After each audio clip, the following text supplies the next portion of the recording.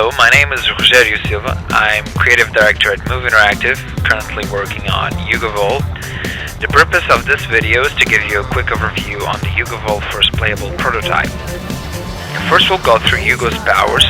Let's start with the shock power. In the game, all powers can be used with weapons simultaneously. During combat, you can use this power to stun enemies or to inflict minor damage. The shock power is used excessively throughout the demo to reactivate old but still functioning machinery. Here you can see Ugo reactivating old elevators, electric boards that will reactivate lights in the interiors, and even a crane and a chopper. The chopper's electrical system seems intact.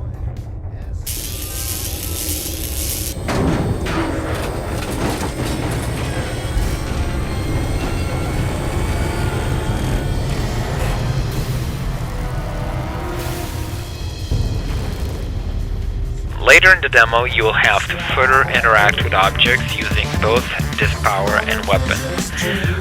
This is actually an indicator of what we plan to do in the final game. Once the player is familiar with the powers, he will begin to use them together with weapons to overcome obstacles. Here Ugo has to charge the lever and then shoot it to activate the sliding platform. Puzzles like this will be more frequent in the final game. And next we have the paralysis power. This power paralyzes your opponent and makes it vulnerable. You can use it freely in this demo. In the final game we plan to use this power to solve puzzles as well.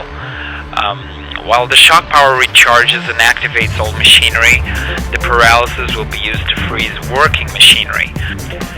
Further interaction with weapons and this power will be frequent as well in the final game. The Vortex power is combat-oriented only. There's no plan to further develop this power into puzzle solving. It is not restricted at all in the demo, but in the final game we plan to restrict it to certain areas where there are power centrals that Ugo can use as an energy source. With this power you generate an electromagnetic swirl that pulls metallic objects inside and repels them. Security droids in the demo will grab to the floor to avoid get caught in it, and you can use this in your own advantage. And finally we have the hacker power. It allows you to hack into mechanical enemies and control them from their point of view. In the demo you can use this power to create tension between droids. In the final game we expect to implement puzzles that require the use of this power.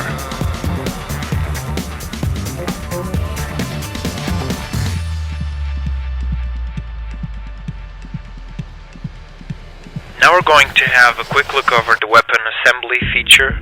The weapons are assembled from 3-part components.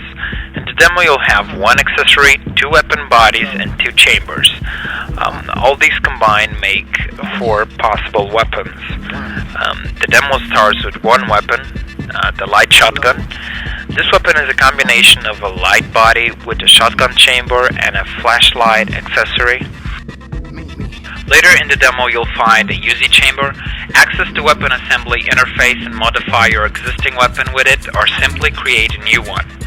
When changing between weapons, notice how the base body remains the same. That's because 2 weapons share components and only the different bits materialize. When you pick up a heavy body weapon component, you'll be able to create 2 different weapons. This will result in a heavy Uzi and a heavy shotgun.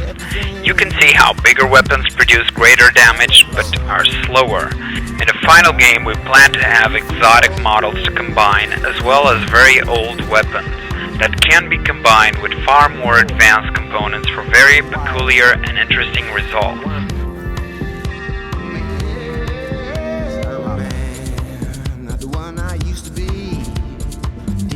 I never thought I would see this again. As far as storyline goes, we intended to translate a bit of the character into the cutscenes. This is a very short demo and there isn't enough space to develop the character that much, but we wanted to show how this advanced humanoid slowly unravels the mystery of his own existence. By uncovering all traces of humanity among the ruins, the life of Ugo starts to change and his emotional human side surfaces. This is where we hope the player and character connection will strengthen. The meaning behind the picture frame is that the main character wishes he could be 100% human, and he looks at his family portrait and realizes that he will never be like them. It is when the character becomes emotionally engaged that he puts down his guard and shows vulnerability. On the final cutscene, he didn't even notice this huge droid was approaching.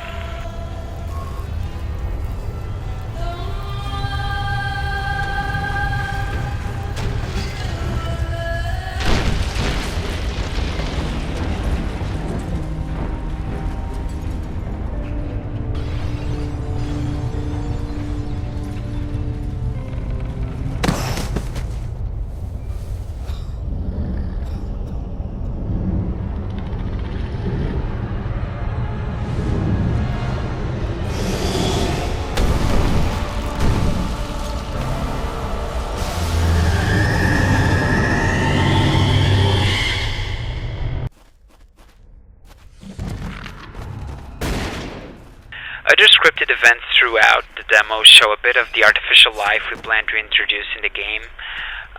We had a limited array of characters to do that in the demo, but in the final game there will be many more species the player can interact with, both droids and living creatures.